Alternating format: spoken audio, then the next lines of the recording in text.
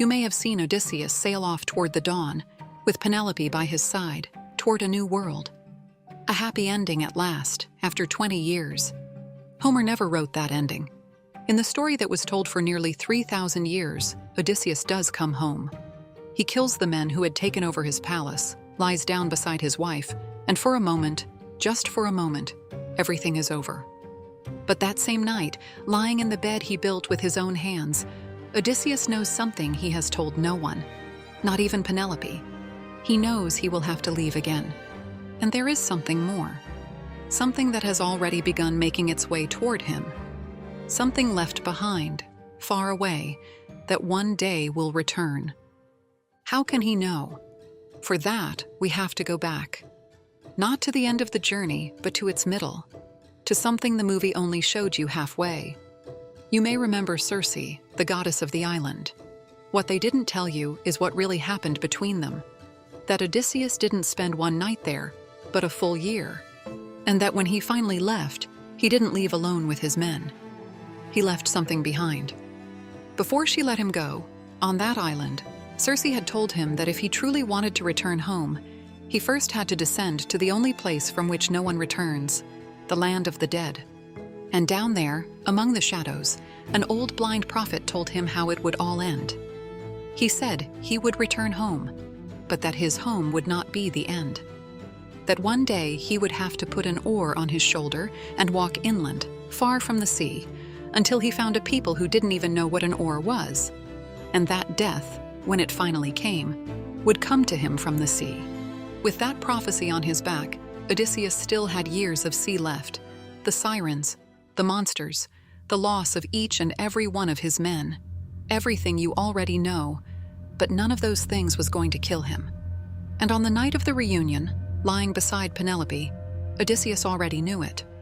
What he didn't know, what he would never come to know, was that the thing he left on Circe's island was also on its way. That night, two shadows weighed on Odysseus. One he knew, and one he didn't. The one he knew had the name of a god. Poseidon, lord of the sea, had not forgiven him. And as long as the god did not forgive him, the prophecy still stood. Odysseus could sleep in his bed, grow old beside Penelope, watch his son grow. But he would not have peace, not real peace. All his life, every time the world closed in on him, Odysseus found a crack to escape through. He tricked a cyclops. He tricked death.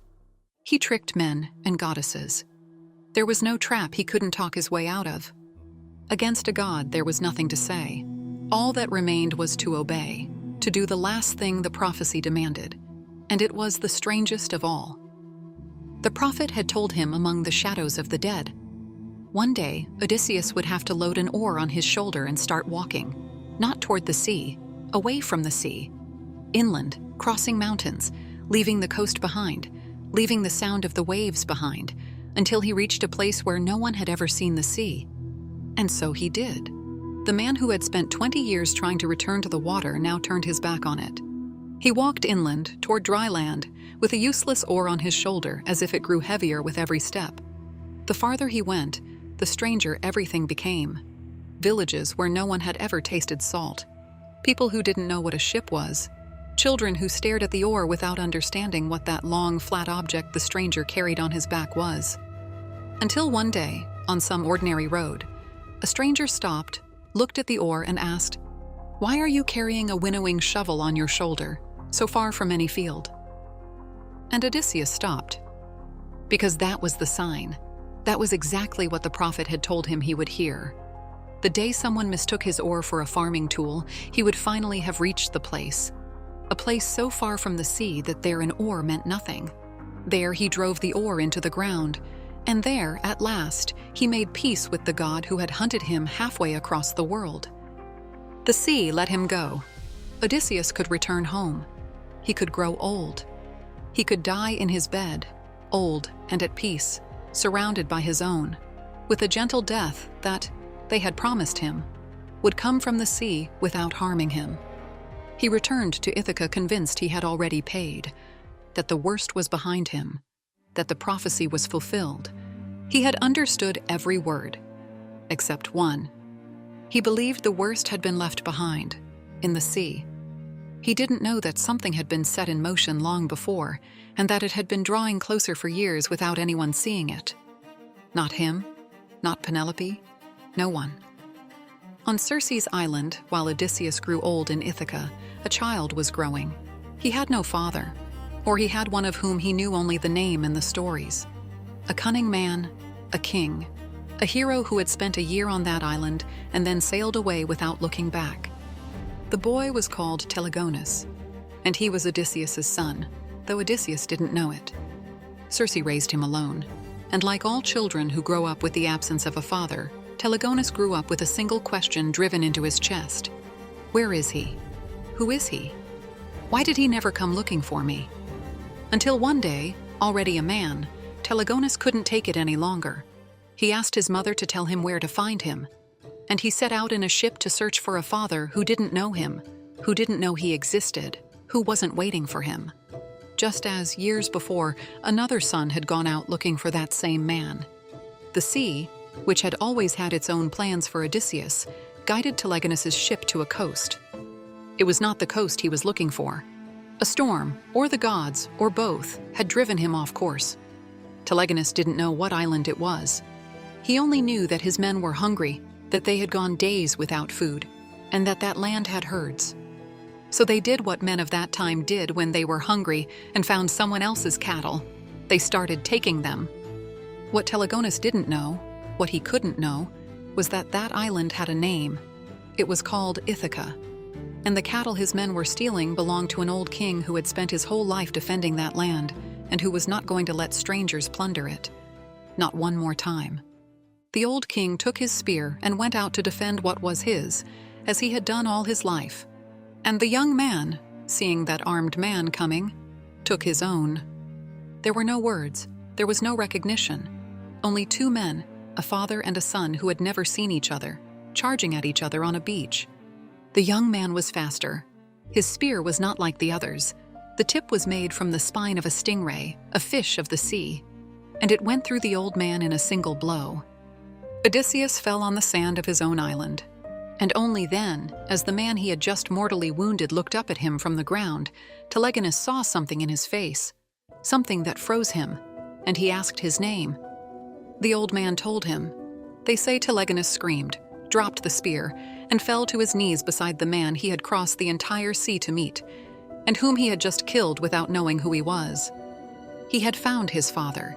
He had given him a single day of life at his side, the day of his death, and so the prophecy was fulfilled. Death had come from the sea, not as a storm, not as a shipwreck. It had come on the tip of a spear made from a fish, in the hands of the son the sea itself had given him on Circe's island. Odysseus had understood it all wrong. He had spent his life fearing the sea, turning his back on it, making peace with it. And the sea, in the end, did not kill him with a wave. It killed him with his own son. What happened next is like nothing else.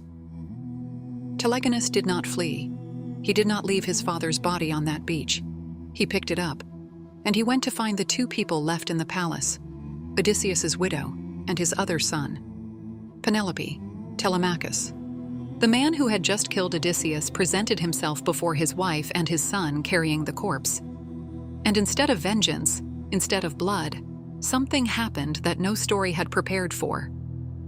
The three of them boarded a ship with the body and set course for the island where it all began, Circe's island. There, the goddess who had started this story ended it. Circe, who was immortal, made the three of them immortal. Penelope, the wife, Telemachus, the legitimate son, Telegonus, the son who had killed his father. She freed them from death forever. And then, on that island outside of time, the two families became one, in the strangest way imaginable. Telegonus, Circe's son, married Penelope, the widow of Odysseus, the wife of his own father. The man who had killed him on the beach stayed forever with the wife that man had taken 20 years to win back.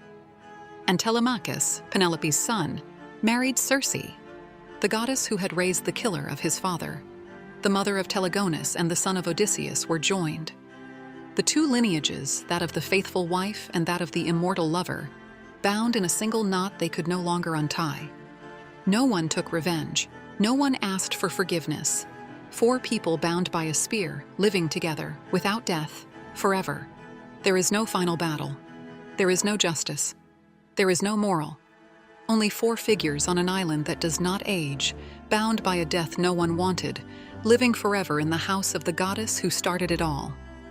That is where the story the human race decided not to tell comes to an end. Humanity had this story, and it let it fall. The Telegony, the poem that told of Odysseus's death, was lost. Almost nothing of it remains. Barely a summary, a few scattered lines, the shadow of something someone once wrote and that no one cared to copy again. And it is no coincidence. Think about it. For nearly 3,000 years, everyone who touched this story ran into the same problem. They couldn't bear to leave Odysseus at home.